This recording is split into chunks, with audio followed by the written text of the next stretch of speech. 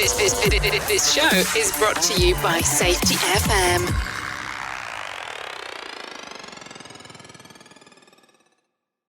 Warning, the following broadcast contains adult language, adult content, frank safety discussions, and stories that might sound unbelievable. But believe me, every one of those stories is true. We didn't start the safety war, but we are going to fight to win it. For our families, for our communities, for our workplaces, and for our lives. There was a article today was all over the mainstream media all over the weekend on some comments that Vice President Harris had said. What happened was she was being interviewed by someone, not important who it was, and they started to talk about multiple things, about climate change, about this, about that, and everything else. And there was as it got reported by some outlets, that she said that there would be equity taken into account when dispersing natural disaster relief. That had been interpreted by some people. I know this is a little bit swampy here, right? And we're going into the swamp. That this meant that her supporters and things like that would get, and disadvantaged communities would get special treatment. That's not exactly, I listen to this, that's not exactly how I interpret this. And everyone I think knows that I don't agree with the administration on a lot of things, so we got to be fair here, that basically the lower income communities and other at-risk communities were impacted just as much as everybody else. Right? They're impacted just as everybody else. So their capacity to respond to an emergency may not be the same as everybody else, they may not be able to equally respond. They don't have the capacity often because they don't have the finances. It's easy for you to start saying, well, hey, we got $1 million, when you have $1 million in the bank and you have a modest home, well, guess what? You have some capacity to respond to that emergency. What if you have nothing? You don't have money in the bank. You don't have anything. Now you have to respond to the emergency. That's a little bit rough here. That's going to be a little bit rough for you. It's just the way it is. And those are the folks that need a lot of help, that obviously they're probably going to get, a lot of them, the help first. I know that's controversial, me saying that, but let's not make an issue out of things that are not an issue. I think what I think is admirable is that both sides of the aisle here are working together to respond to this emergency down in Florida. I hope everybody out there is able to respond. I hope they are able to be reunited with their loved ones. They're able to have a little bit of resilience here and everything else that goes along with responding to the disaster. I mean, this is not going to be an easy one to get over. They're estimating, I've heard some estimates, over $300 billion for this. So in other news, nothing was issued by OSHA today or over the weekend, new from what we covered on Friday. Usually they release stories a couple of times a week.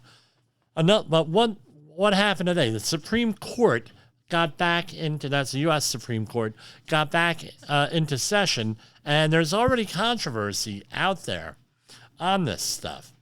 So this is, right, they're going to be there's going to be a lot of controversial cases, at least 5 of them. What's safety related here is the Clean Water Act. The court is being asked to discard an earlier ruling and loosen the regulation of property under the nation's chief law to combat water pollution, and that is surface water pollution, and that is the Clean Water Act. Essentially, what the Clean Water Act does is it regulates surface discharges, among other things, to water. And the purpose of the Clean Water Act is to make all waters in the United States fishable and swimmable. And what's the point of all of this stuff? To make it fishable and swimmable would be to, originally, back when this was enacted back in the early 70s, what they wanted to do was a lot of waters were not swimmable. Take it from someone who swam in the Otter Kill River in the late 1970s between New York and New Jersey. A lot of stuff was unregulated. There was a lot of sewage being dumped into water. Some rivers, like I believe it was the Ohio River in the 70s, were actually literally on fire. So the Clean Water Act was passed, and first it was enforced primarily on sewage treatment plants, and then into effluent discharges. And then eventually, and it was in the law, but it was never really enforced. And I think that's what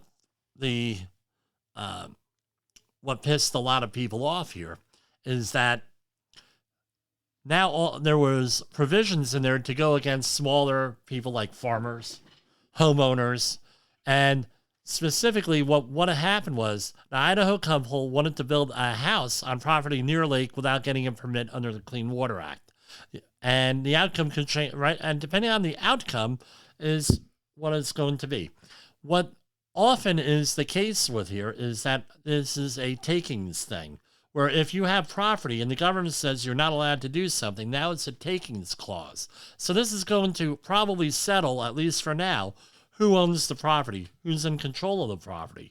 Because if you own property but someone else is in control of it, do you really own it? That's usually where these cases and what the thinking is on these. My opinion, I haven't looked at the case close enough to really give a specific comment, but there has to be a little bit of give, I think, on both sides here with that. I know with this, something that's equitable, where if they're going to be taking land and restricting the access to land, then perhaps they need to maybe give them a break, throw them a couple of bucks, so a little bit of moolah, maybe have them build somewhere else. Something has to give here, because you cannot continue with this constant conflict in the United States here. It's not good for anyone involved. So the Centers for Disease Control over the summer, and this got past me, was that a little bit, and this is before we were doing the live show. They had issued a report in August, Dr. Rochelle Walensky, on overhauling the agency with what basically needs to happen. Now, nobody was really happy with the response of what was going on. I think Dr. Richard Vessler said it the best. A lot of the scientists at the CDC are really good at doing science, and a lot of the responders are really good at doing response. But that doesn't mean that they're good at explaining it in ways that would be useful for the general public. So this is a problem that we as safety professionals get. We have to know our audience. So, for example, if I'm going to be teaching a safety class to a bunch of PhDs, and that's happened already, I have to approach it like they're PhDs. Really simple. If I'm teaching a safety class to a bunch of folks that are salt of the earth, they're not educated, really nice people, really want to work safe, but they may not have graduated high school, may not have graduated even the 8th grade, what have you. I end up having to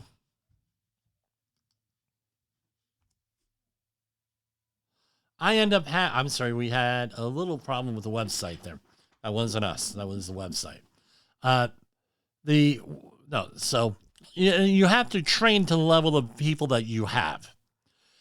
So I'm not going to be using those SAT words for somebody who never graduated 8th grade, or maybe who might have a slight learning disability. They're still entitled to have safe workplaces.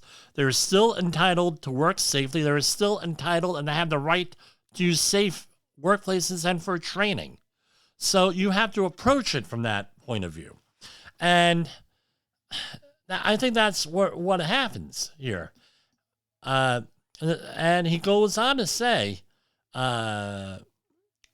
here, Besser, right? That does mean that's potentially a problem. And then Dr. Mario Ramirez, who is worked in the Obama administration, said the real challenge that faces the CDC is that it is extremely difficult to communicate complex scientific issues at a speed that is so fast and faster than the Twitter sphere.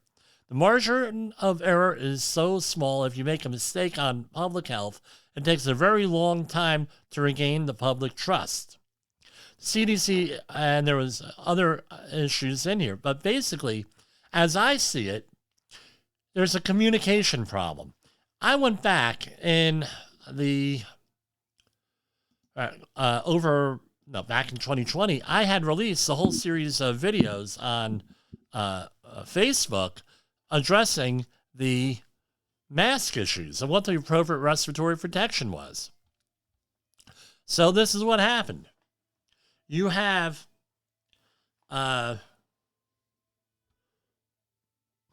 before the pandemic, if I was going to be faced with a deadly pathogen, what would I recommend? I'd always recommend a rated respirator. I wouldn't recommend, depending on what it was and the situation, anything less than a P100, a full face respirator. Or maybe, if you're dealing with incidental issues, maybe a half face respirator, P100. In an operating theater, you have an additional rating on the respirator, so you have an ASTM rating for liquids. Okay, that's what I would be rating. What did the CDC go out and say? The CDC went out and said, well, you can wear a cloth mask, and people would come in with these imitation respirators and the imitation dust masks, imitation this, imitation that, and guess what would happen?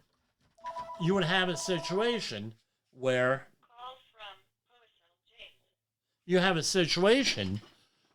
have people with all of this, crazy stuff on, and now if you're in a workplace, let's take it there.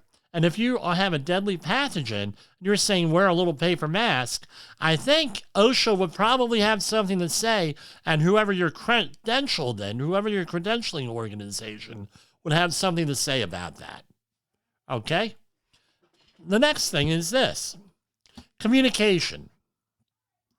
And people always laugh about this when I said it, because I used to say a little bit tongue-in-cheek, but this is getting a little bit more serious.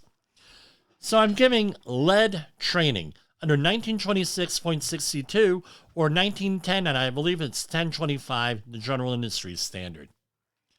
And what happens? You get this. Everyone's asleep in class, right? And it's tough keeping people awake for that training, right? And then what happens? You start to go through the effects of what lead are on the body.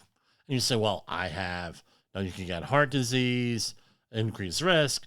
You can get possible birth defects, no response. You flu-like symptoms, 7-year half-life in the blood, okay. Zinc porphyrin levels accelerated, and you run through all the litany, lethargy and all the other stuff. Then what do you get to? It could cause impotence. Everybody, their ears go up. It could cause impotence. Yeah, you can have sexual dysfunction, right? And what happens? And all of a sudden, everybody goes, oh, yeah. No, first it starts off like this. First it starts off like this.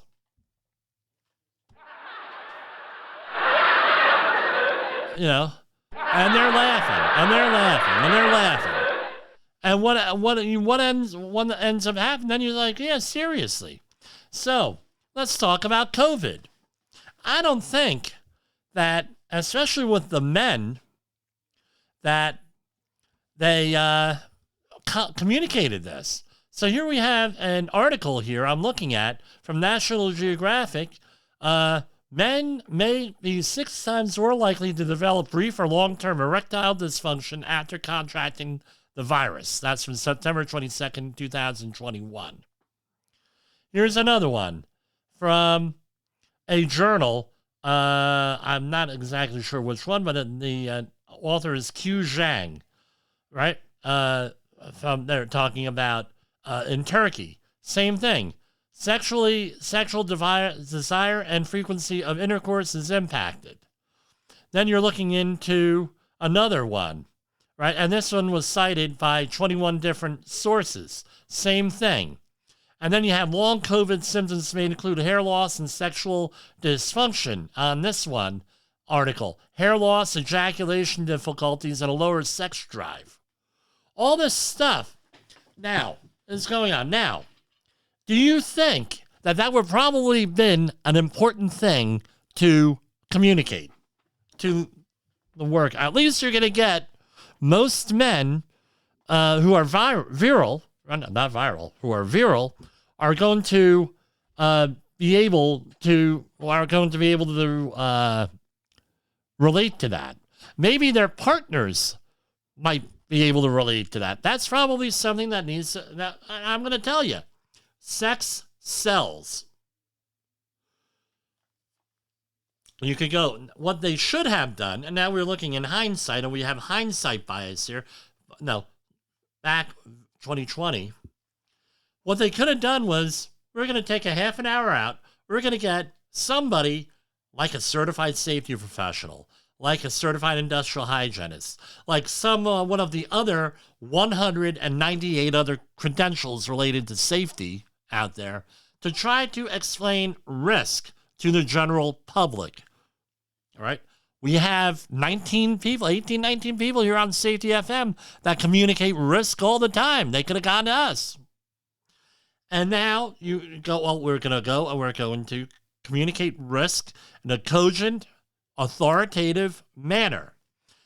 And that's how you handle it. Dr. Todd Conklin, who's on our network, says, when faced with a crisis like this, what do you have? 3 things. This is what we know. This is what we don't know. This is what we're trying to find out. And this is what we're going to do about it. 3 things. Real simple. In your own communications with your own workforce on hazards, it could be workforce, it could be community, what have you. This is the other thing that you could do. You could do the same exact thing, all right, with that. So we're going to take a little brief commercial break here, and we will be back in a jiffy here.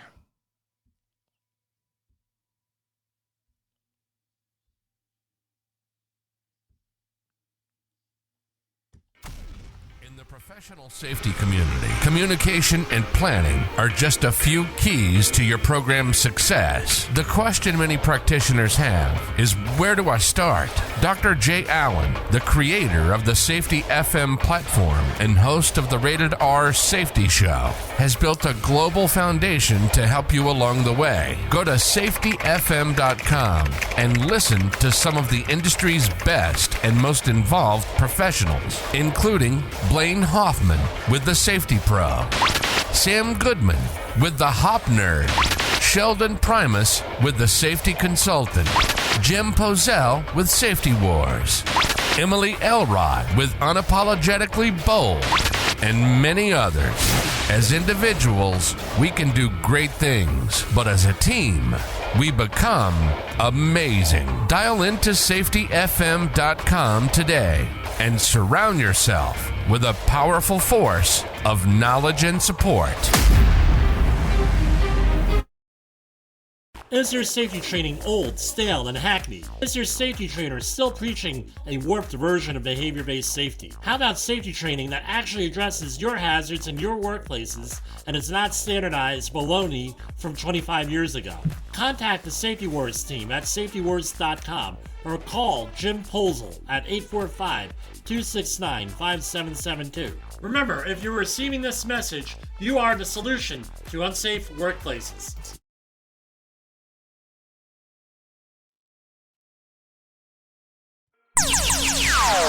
Safety Wars is streaming now. safetyfm.com. Okay, I'm back again.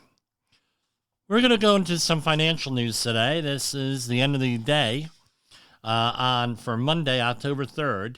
So here in the United States, all the markets are pretty much closed except for the European and the Far East markets are open. So here we go. Dow Jones Industrial closed at 29,490, up 2.6%. NASDAQ at 10,815, up 2.25%. S&P 500 is up 2.6% almost, closing at 36,784. U.S. Treasuries are up 3.6% today. Gold is trading at 1709. Silver 2114, platinum 927 even, and palladium at 2258.50. Bitcoin is up slightly at 19,604.37. Crude oil is at 83.36 a barrel, and the euro is trading at $1 to 1.02 euros, and the pound is for $1 for 1.13 pounds. So that's your financial info for today. We're going to go right into our main story here. And a couple weeks ago, there was let me bring it up here, a convention, for lack of a better word, in San Diego for the National Safety Council. And one thing that comes up with the National Safety Council, usually first week of October, last week of September, middle of September, whenever they release it, because October 1st is the beginning of the fiscal year. That's fiscal with an F, not physical, fiscal. Anyway, they come out with the top 10 most frequently cited workplace standards for the previous year. So this is for fiscal year 2022. And like our commercial had said about baloney from 25 years ago, I'm still seeing some safety professionals using statistics from 25 years ago when everything is pretty much updated. Some things are a couple of years behind because of the pandemic. And for example, accident and fatalities, they tend to lag behind for a whole host of reasons. You figure, well, hey, if a person is dead, the man's dead. Well, now what's the debate? Well, now or if someone gets hurt, they get hurt at work. Okay. Well, guess what? They have to compile, right? If you remember, injuries are reported on a calendar year, and companies go and they report things the next year. Now it's electronic under certain circumstances, and it takes time for these things to get into the system. The other thing is that things may be getting litigated, right? There may be litigation. There may be other things involved where, hey, was that injury a workplace injury or was it not? So there's lag time. So right now it's 2022, right? Beginning of fiscal year 2023. Some of the statistics still didn't have to come out for 2021, haven't been updated, right? Definitely not 2022. So these things lag behind. But one of the things that do not lag behind are the cited workplace safety standards. But these numbers too may be resolved because, well, as we all know, if you're a safety consultant, this stuff tends to get contested, litigated, negotiated. All of the above, right, goes into this. And I'm not claiming that there's any type of, ominous,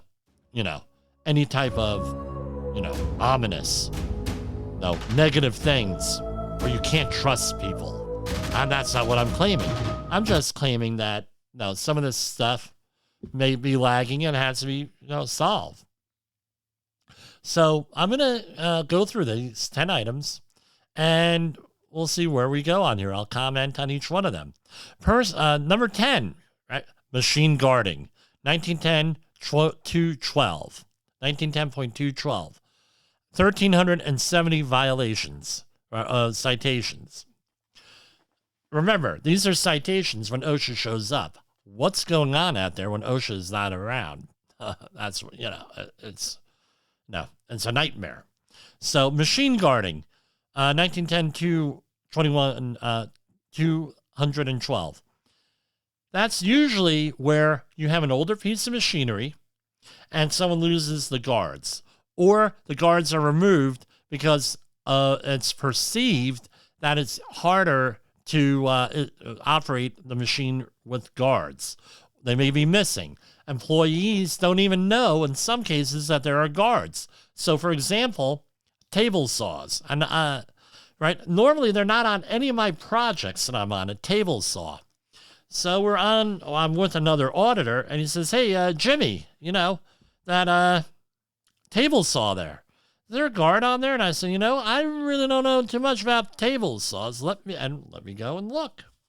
No guarding on there. So we have these things called QR codes that are on a lot of new equipment. And what you do is you take your phone and you scan the QR code, and it takes you to the instruction manual.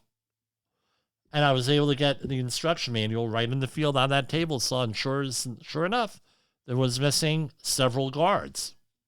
Right? So if you're a safety professional and you're not a carpenter like me, I came up through the environmental field. I'm not a carpenter. And scientific investigations, accident investigations, all that stuff. And trainer. Not familiar, but guess what? I learned something. That I had guards, and we went and resolved the issue. Now, another reason, guards, and I had family members that worked, a family member that worked at a printing facility. If you worked for Comlux Coatings, and a company that's been absorbed by Sherwin-Williams, often those guards had a plexiglass or real glass viewers on there. What happens? They become, over the years, they become cloudy. They become deplasticized. They're not clear. They're become clear, and then they go to opaque. Guess what? You can't see what you're doing. So what do? Hey, they take them off so they can see what they're doing. Right? That's where the incentive is. The incentive isn't working safe, especially 25 years ago. The incentive is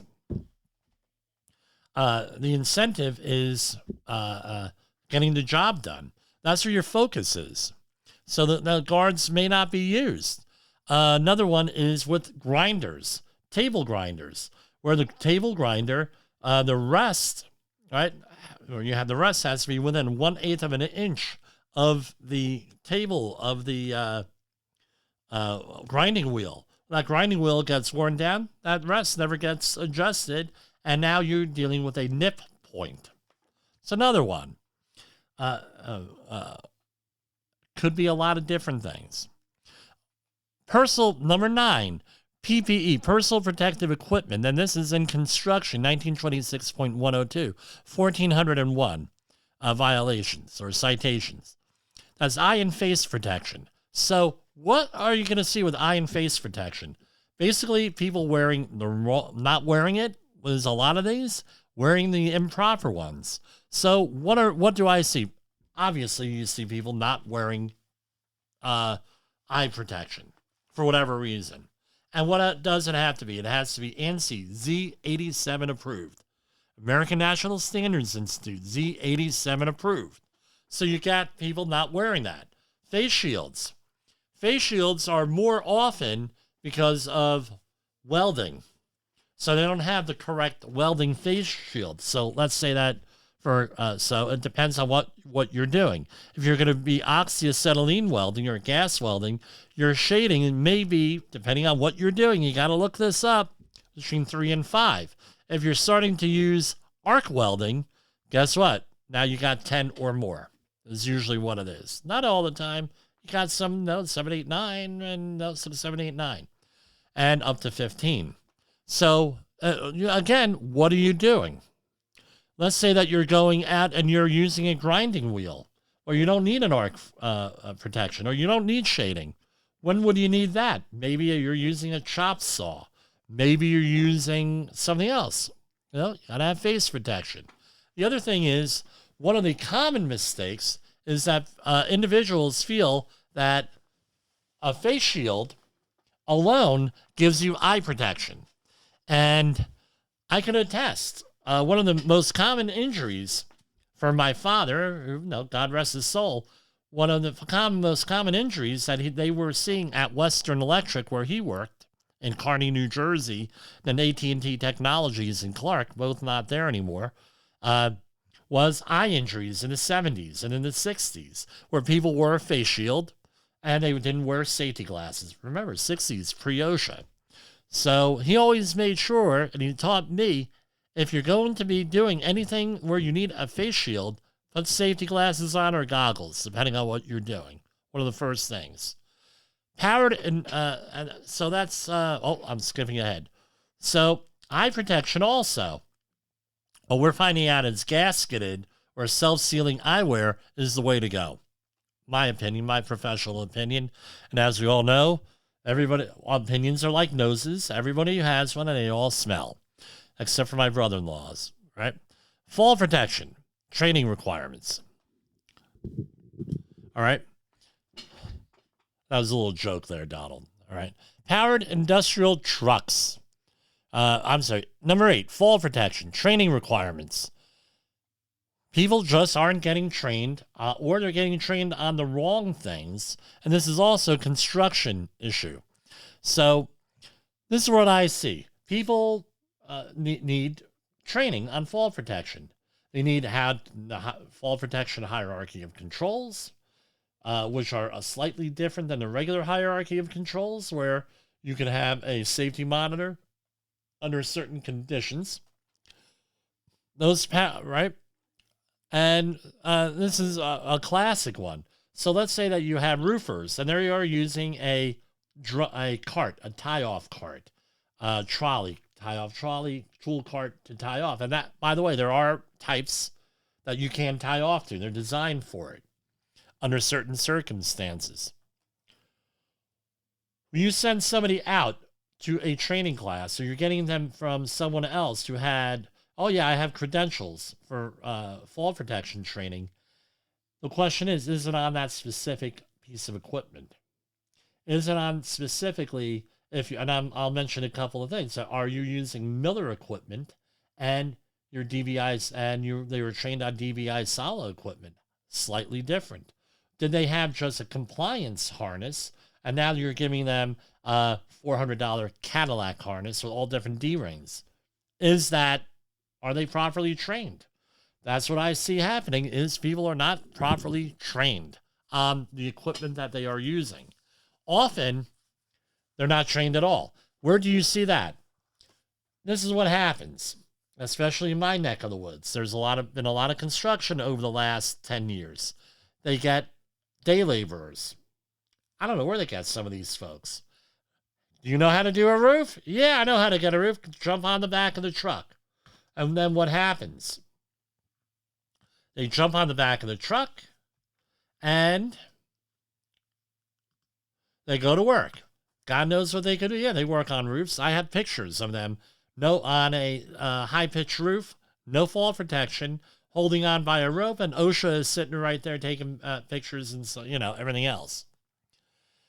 Now, every time I see an OSHA vehicle on the side of the road, I'm going to look. Powered industrial trucks, number 7. That's 1910-178. And they have, and I forget what it is in construction, but it's basically the same. It's the same, identical situation.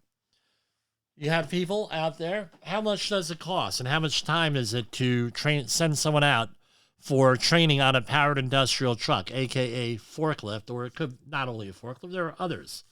It takes about a day if you're going to do legitimate training from scratch. Well, what happens? They hire people that got trained somewhere else. And then we're going to get on, they don't know how to operate the equipment, or they think that they know how to operate the equipment. Powered industrial trucks, a big issue. What's the number one thing when there is an injury or an accident with the powered industrial truck? What's the first thing us safety people ask for? Come on, you know what it is. It is the checklist. When was the last time that was inspected? And this is what happens. It may have nothing to do with the accident. It may have nothing to do with Wuvno, what happened. And they use it as a leading indicator that if you don't even have a checklist, look, you can't work here. You don't even have a checklist. It's the number one thing. That's often what this is. Checklist.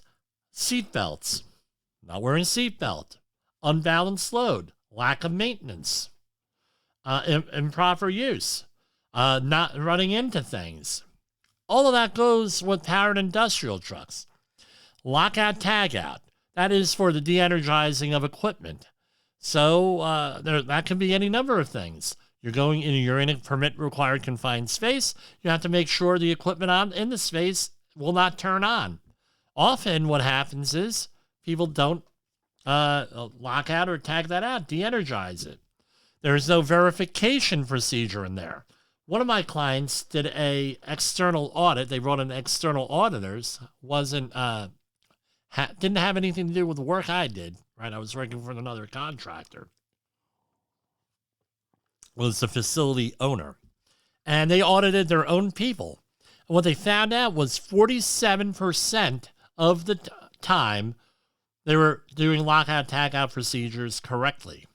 What were they seeing? No lockout tagout procedures at all being followed because, hey, I'm the only one working on it. I'm the only one in charge. They saw where an oil tank would have two lockouts. One lockout would be for one piece of equipment, coming into it, and the other lockout was for the blanking system or the physical disconnect, also known as air gapping. People put the locks on the wrong stuff. They don't read. People are in a hurry. Very bad. They don't read. Here's another one. Number 5, scaffolding. 2058. So now we're getting into the fall hazards, right? Number 8 started again, but now we're getting into the next ones. Number 5, scaffolding. Number 4, ladders. 1926, 1053. Both of them are construction, right? And it's basically, they're related in a manner of speaking. What do I see with scaffolding? Not inspected by a competent person, number 1. Not assembled correctly because there is no competent person. And number 3, not being used correctly because of number 1 and 2. There's no competent person, not assembled correctly. I was called out to a project by a client. We were not manning the job. We were not in charge of scaffolds. They said, Jimmy, come on out there. I went out there. And it was a 7-story high scaffold, right? It was tied in, fine, meaning attached to the building the way it was supposed to be and stable, but none of the screws were tied down. So you go up one level and everything is fine and dandy. When you start to get up to 2 or 3 levels and the whole thing's shaking, I said, screw it, I'm not going up there. That's failed inspection, don't use it. So some of the other things, mud sills, right, where you have at the bottom, with the jack stands on a suspended scaffold, the mud sill's not being in there. Let's say you're going to be, it's not level. Climbing on scaffold members. You're not supposed to do that unless it's designed for that. It's supposed to have a stair tower, ladder, something like that. On there, you're not supposed to climb the sides of the scaffold, unless it's designed for it. Suspended scaffolding. What are we looking at? Again, a lot of people, they go out, I'm a scaffolding competent person. I got scaffolding competent person training, and what happens? Well, it's not for that scaffold because I'm told there are something like 57 different types of scaffolds out there. Then, right? And now inspection, training, all of that goes into that. Ladders. You're going to say, well, and from the mouths of babes, my daughter says to me when she's about 4, Daddy, how come you have a ladder in the car? I said, well, I was doing ladder training, teaching people how to use a ladder safely. She says, you mean people don't know how to use a ladder?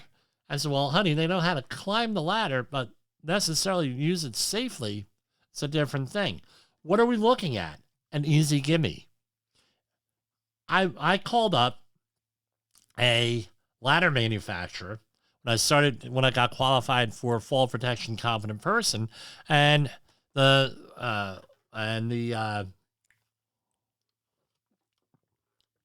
person goes out there, and I called up the ladder company. I said, hey, I lost my train of thought there for a second. I said, I'm looking for instructions on a ladder, how to use a ladder. I know it sounds ridiculous, but I'm looking for instructions because I'm doing fall protection competent person training where we're going to discuss ladders. And the person says to me, Jimmy, that's not such a stupid question. The labels on a ladder are the instruction manual. So we don't have that's what the labels are. And I said, but you have checklists. She said, yeah, the checklists are basically to make sure, verify that the stickers are on it. If you look at all of our checklists, first thing, labels. So real simple. If you have a ladder and you don't have labels on it, it does not meet inspection criteria. You're not supposed to use it. Real simple for a portable ladder. Right? And that's what you're dealing with in construction. They're portable ladders for the majority of the time.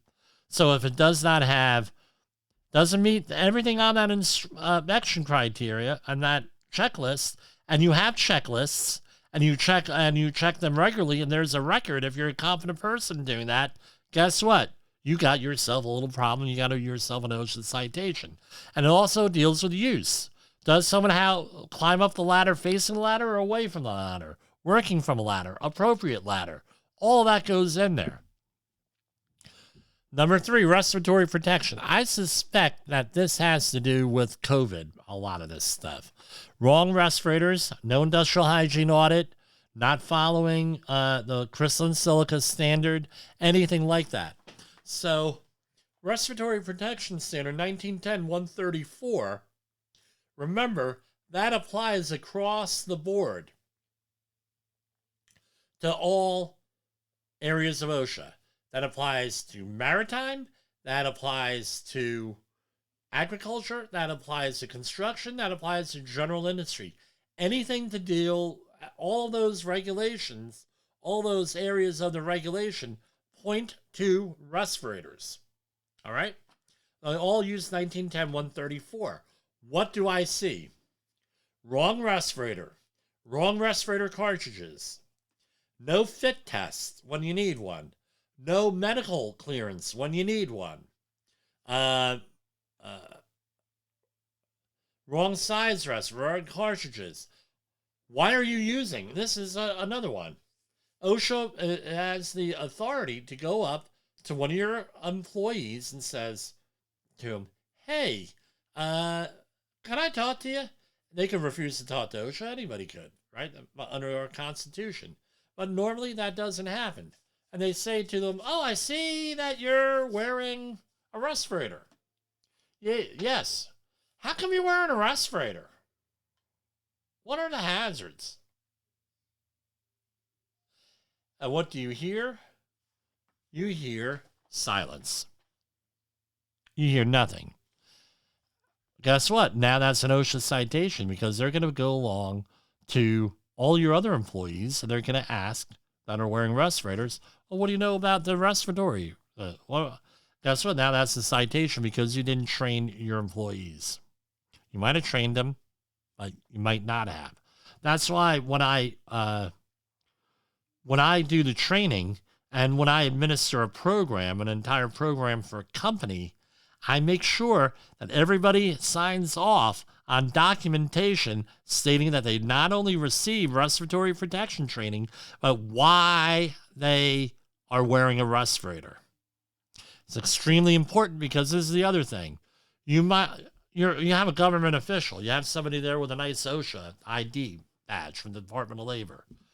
Your employee says, man, if I say the wrong thing, I'm going to get fired. I'm going to get into trouble. That's not an unusual thing for an employee to think. It may be true. It may not be true. You might not have ever mentioned that, but, they're loyal to you. They don't want to screw you over. So now they draw a blank. Oh, I don't know. They get all nervous. But guess what? If you could go and you could show the OSHA compliance officer, these are our training records. See, they signed off on everything. This is what the training was, and it helps if you also have them recorded and everything else, because I used to record this stuff all the time. Guess what? Now it's in there, and you're able to go and document it. Well, yeah, okay, now well, we trained them that maybe we need more Mr. Compliant Officer because they can't go and, they can't go and do this, right? They don't know. They don't know. We have to do a refresher here. Yeah, that's better. Was there an industrial hygiene audit conducted? If you're in this crystalline silica standard, and there's a table in there, I believe it's table 2, that lists all of the things that you need to do based on what your work you're doing and the exposure and everything else. That's all in the respiratory protection standard. Let's say you're dealing with lead, 1926.62 in construction. Before there is an exposure assessment, depending on what you're doing, there's required respiratory protection. Right? Do you have that? Do you have that data?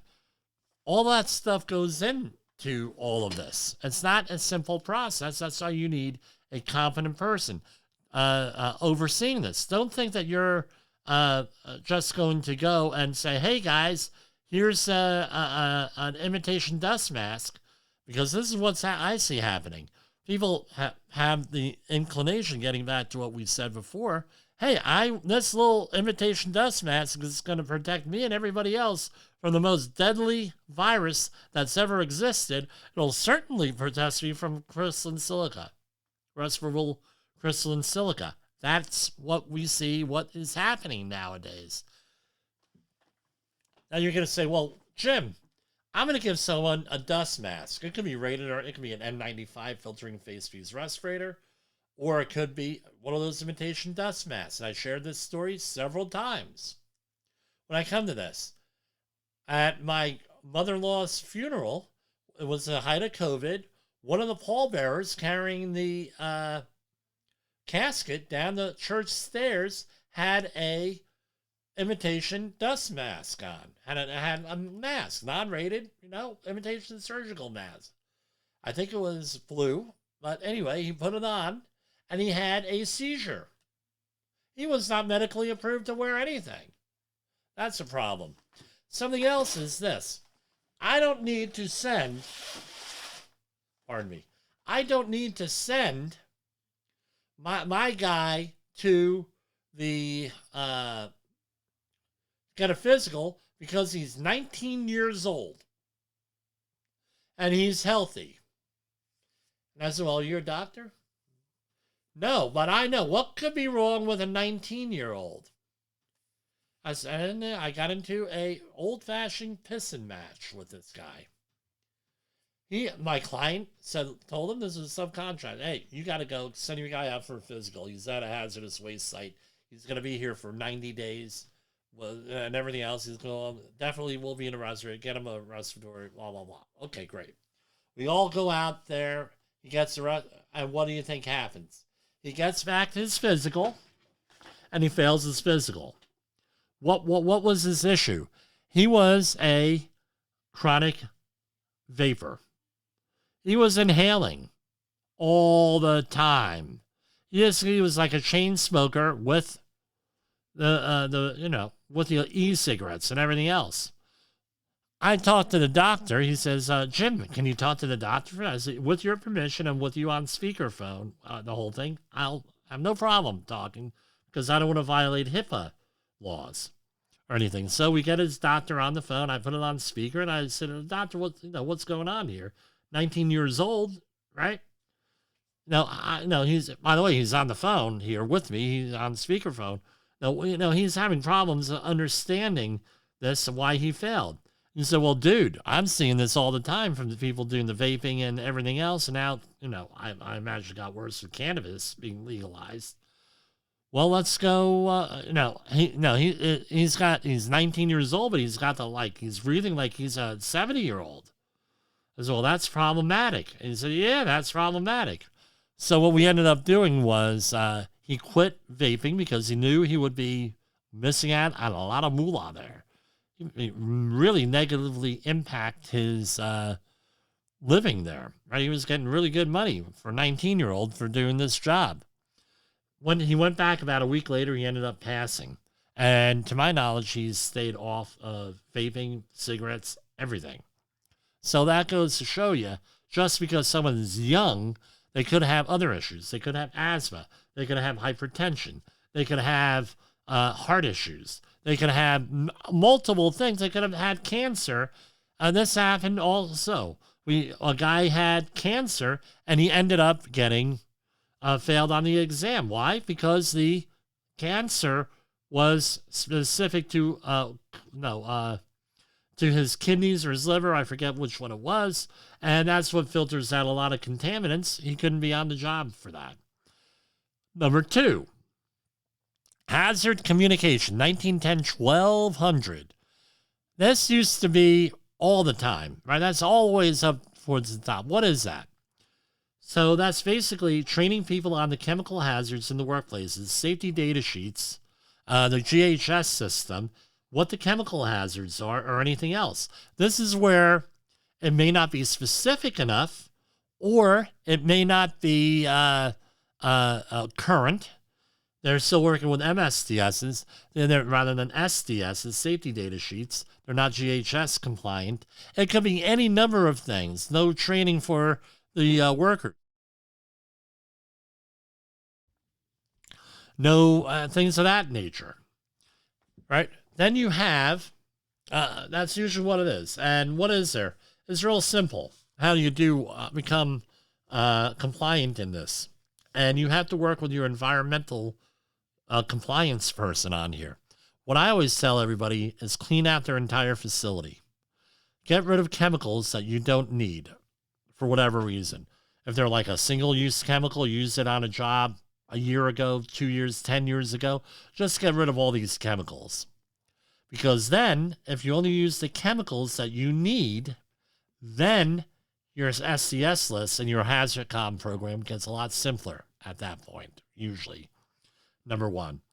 Number 2 is you have a procurement system in place where all of the chemicals are purchased through the main office or through 1 or 2 people or only on an approved list.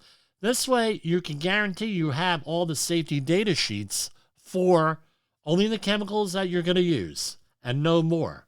If you do know, now there's a quick story where there was this back in the 90s, one company I told this to when I was working for a company called Envirogenics, one of their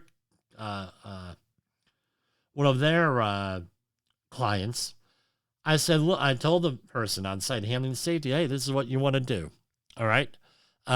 You want to clean out your truck before you go to this facility in Central Jersey because they're going to rip it apart. They're going to be looking for, in those days, MSDSs. Yeah. And what was his, what do you think his reaction was? Any guess? Right? Oh, that'll never happen. What do you think happened? That was on a Friday, I told him that. What do you think on Monday morning happened? On Monday morning, they showed up to the facility. They had 2 security guards on either side of the truck. They pulled him off to the side with his truck, and they cleaned it out. Guess what? Broken tools, broken equipment, and chemicals on there they did not have material safety data sheets for. Right, 90s, material safety data sheets. Guess what? At that point, my boss was like, yeah. He was like, good job, Jim. You did a really good job. Now, for the number 1 citation for fiscal year 2022 are general requirements of fall protection. That's not using the equipment, not using it properly, and everything else that goes into it. Now, there is a simple solution to all of this. You hire us. Anyone in our Safety FM family has, a lot of us do fall protection training. I, for one, do fall protection. It's one of my main pieces of things that I do is fall protection training. And I also do design, purchasing, and everything else that goes into fall protection. And that's what I do. Well, again, it's the whole program. Stuff's not inspected. Improper fall protection. It's not inspected according to manufacturers'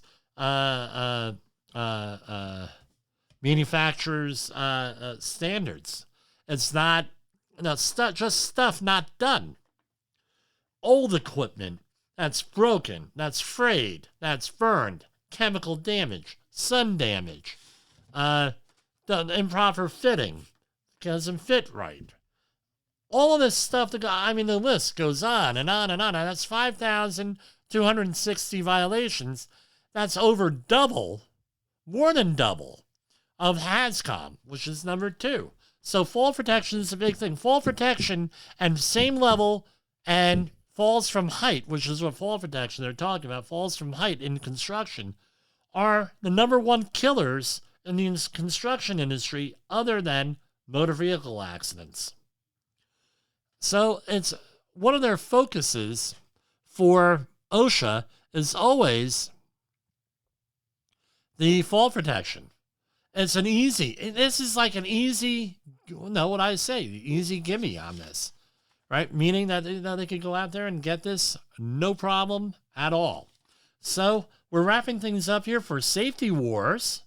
This is Jim Posel. We'll be back here tomorrow night, 8 p.m. Eastern Time, and where we will continue to fight that safety war that we all talk about.